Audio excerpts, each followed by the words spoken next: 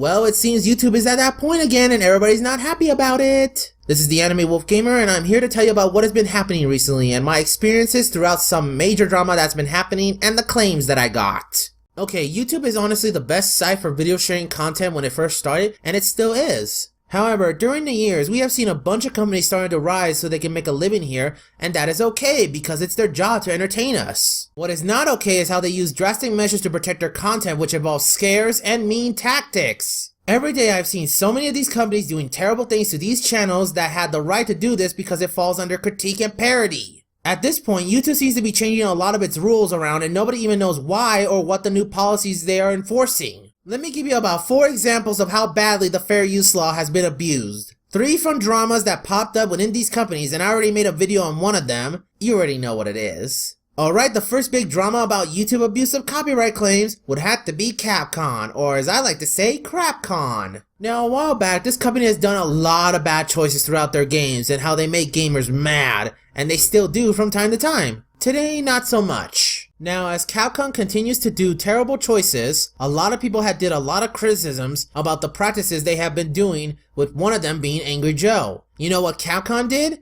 They took out every single channel and video that shows what they have been holding and trying to scam people off. The games that Capcom wanted people to not know about this was Street Fighter X Tekken and Marvel vs. Capcom 3. A lot of fallen channels are never put back up because of how much the company didn't want any of this to ruin the sales they will get. Angry Joe was the only lucky one I could remember because he was backed up by a network, and Capcom knows that if they try to take him out, they will lose. But those smaller than him are in the dust because of this, and it's sickening. But Capcom wasn't the only company that abused the copyright of YouTube. Oh no, because before this, Sega has been doing the same thing. Now, what has this company done? Well, to put it lightly, they have been taking down so many videos about people talking about a game that they didn't want any to be heard of. I wish I could say the name, but however, I'm not risking it. But you may ask, why have they done this for those who not know about it? Well, they wanted to make sure that the YouTube search engine will show the top ranking video being a trailer for an upcoming project they are working on. You heard that right, folks. This company took down as many videos possible just so they can promote the next game within the franchise. I don't know what kind of backwards logic that Sega had, since a lot of people refuse to buy the game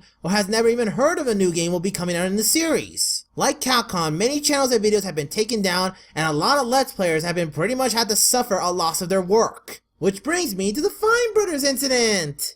Yeah, I made a video about a month ago about these guys, but I think it's still relevant because they did show how YouTube can be so broken with their laws and fair use. I already talked about how they try to own the word and think they're the ones who own it, and how they try to damage control and so forth, but there are other things that I haven't mentioned yet, which you can also check out in the Reddit page. Everybody thinks that React World was the first scummy thing they ever did, but no, this is actually one of the many times they did this. Back when they first started, they took down a channel that did the React series format first with seniors react, just so they could have elders react. Then after that, they continued to do that to other channels who reacted similar to the format, or if they see any negative criticism towards their channel. Ellen wasn't the only person that suffered this, and the Fine Bros backpedal on that because they know they will lose against her, since she's not only big on not just YouTube, but on TV as well. Protecting your assets is one thing, but trying to own a word that has been around for thousands of years? Are you seeing a problem with this? It's thanks to huge companies like these that continue to shut down smaller channels, which includes myself here. Let me show you something. These are all the claims that I've gotten in my videos. 4 of them are from, you guessed it, Hasbro. Despite the fact that I have the right to critiquing them on what works or not. I may not monetize any videos of mine,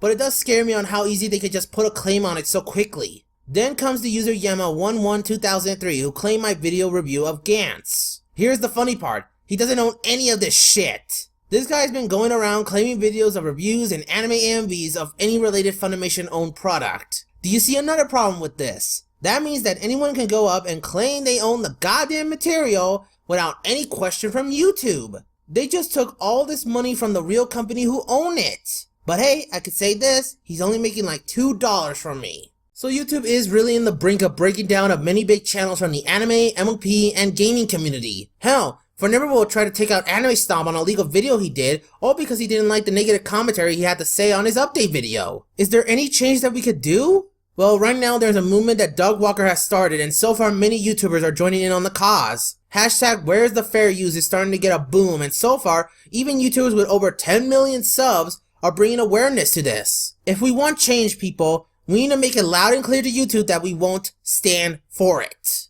So YouTube, where's the fair use?